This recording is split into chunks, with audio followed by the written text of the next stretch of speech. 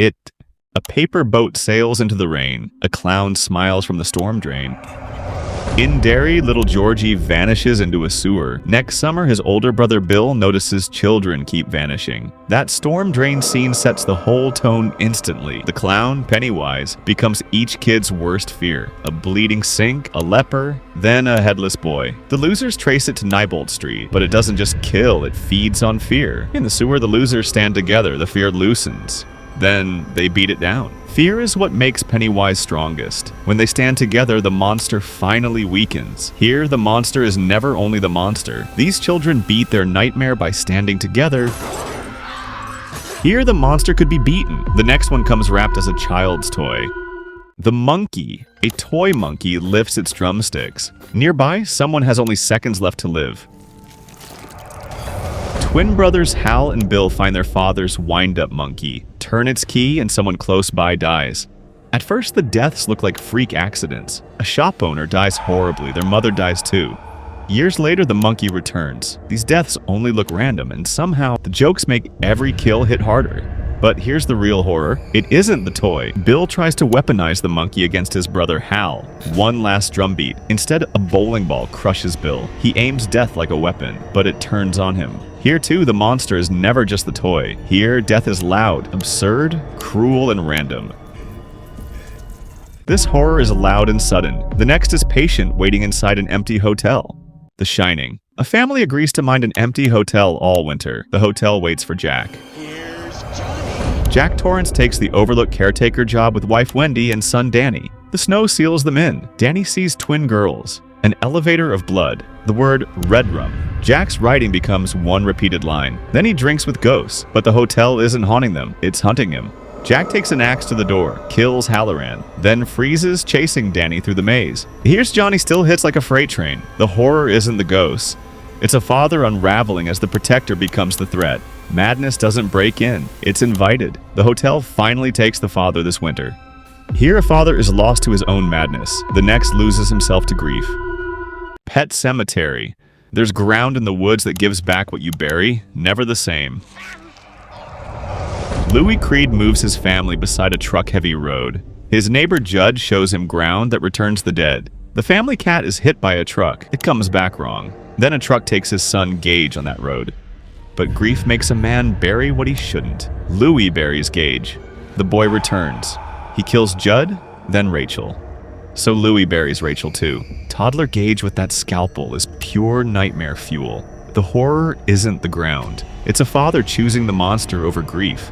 Sometimes, like Judd warns him, dead is better. Grief drives his father to keep digging. Here, grief refuses to let go. The next monster simply calls herself your biggest fan. Misery. She pulls him from the wreck and saves his life. It's the worst thing that ever happens to him.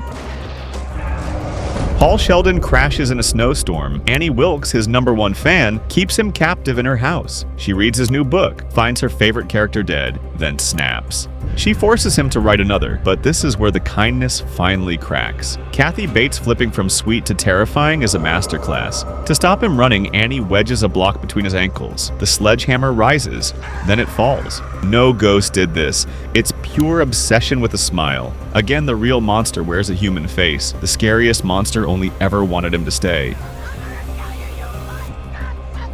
Here, one fan becomes the nightmare.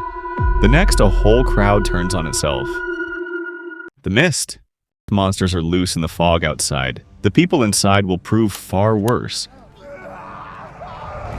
After a storm, David Drayton and son Billy are trapped in a supermarket as mist swallows the town. A worker is dragged out. Tentacles. Fear spreads. Then a zealot, Mrs. Carmody, convinces them only a human sacrifice can save them. But the real horror waits for the few who escape, out of gas. David shoots the 4 in his car, including Billy. They are seconds from rescue. That ending is the most brutal gut punch in horror. The cruelest monster is never out in the fog. One choice made too soon becomes the real monster. He survives the monsters, but never the timing. Here, panic destroys the survivors. The next horror is one bullied girl, pushed too far. Carrie. They corner her in the showers and laugh. They have no idea what she'll become. Carrie White is bullied at school and ruled by a fanatical mother. She can move things with her mind.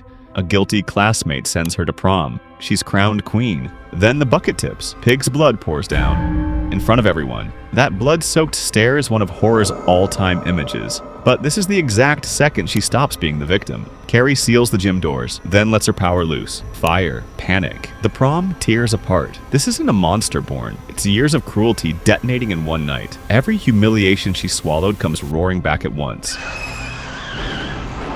Here, cruelty becomes fire. The next victim walks willingly into a room that kills. 1,408. 56 people have died in room 1408. Mike checks in anyway. Certain ghosts aren't real. A postcard warns Mike Enslin away from room 1408 at the Dolphin Hotel. The manager begs him not to go. The clock starts counting down from 60. The temperature swings. That's when the painting changes. Then water floods in. That countdown to 0 is pure patient dread. But the room won't kill him. It wants to break him. Every escape loops him back inside. No way out. So Mike sets the room on fire. The room digs into the wound he hides. His dead daughter. The room uses his grief like a weapon. One man breaks apart inside a single room. Here, one room does the haunting. The next, a hotel hunts a grown survivor. Dr. Sleep. The boy who survived the Overlook is grown now. And the hotel has never forgotten him. Now sober, Dan works at a hospice. A powerful girl, Abra, reaches into his mind. The True Knot, led by Rose the Hat, hunts gifted children for steam. Abra feels them kill a boy. The pain hits her. Then Rose feels her back. But ending it means facing the place he ran from. Walking those Overlook halls again gave me chills. Dan releases the Overlook ghosts from his lockboxes. They devour Rose. Then they turn on him. He runs from that haunted place. He dies there so a child can finally live. He can't escape the Overlook, so he ends it. Here a man dies to free a child. The next is trapped, alone with no one coming. Gerald's game. A weekend getaway turns deadly. Her husband dies and she's cuffed to the bed. Jesse and Gerald drive to a lake house. He locks her wrist to the bedpost. His heart gives out. She's alone and cuffed. A stray dog wanders in, feeds on Gerald. Then she sees things, versions of herself. But the only way out runs through her own skin. Jesse cuts her wrist on broken glass. She pulls, peels her hand free. Then the dark figure proves real. That handy-gloving escape made me look away twice. The handcuffs aren't the cage. The room shows Jesse the fear she buried, but the man in the dark is real. She escapes the bed, and the silence too. Here, fear comes from deep within. The next feeds on a whole family's grief. The boogeyman. A little girl says something lives in the dark. No one believes her until it moves. Sisters Sadie and Sawyer Harper grieve their mother. Their father, Will, a therapist, takes in patient Lester Billings. Will steps out to call police. Then Sadie finds Lester hanging in her mother's art closet. Strange mold creeps across the house. A shape shifts under Sawyer's bed. That under-bed shot makes me check the floor. But this thing doesn't hunt by chance. It hunts grief. Lester's widow names it the boogeyman. It feeds on a family's pain. It never forces the door. The pain already inside is the only way in. Again, the monster here is never just the monster. In the end, grief itself opens the door. Here, grief invites the monster in. The last horror needs nothing supernatural at all. Cujo. No ghost, no curse, no demon. Just a sick dog, a dead car, and rising heat. Donna and her son Tad drive to a farm. The Camber's St. Bernard, Cujo, is sick. The car won't start. Then Cujo attacks. They bake inside. He shatters the window, then bites Donna. Tad weakens in the heat. Dee Wallace makes you feel every second of that heat. The monster is only nature. No one is coming. The sheriff arrives. Cujo mauls him. Donna fights Cujo with a baseball bat, then uses the sheriff's gun to finish it. Just heat, distance, and a sick animal between a mother and her overheating child. Here, survival means simply refusing to stop swinging. No demon did this. Just a dog, the heat, and a mother who refused to stop.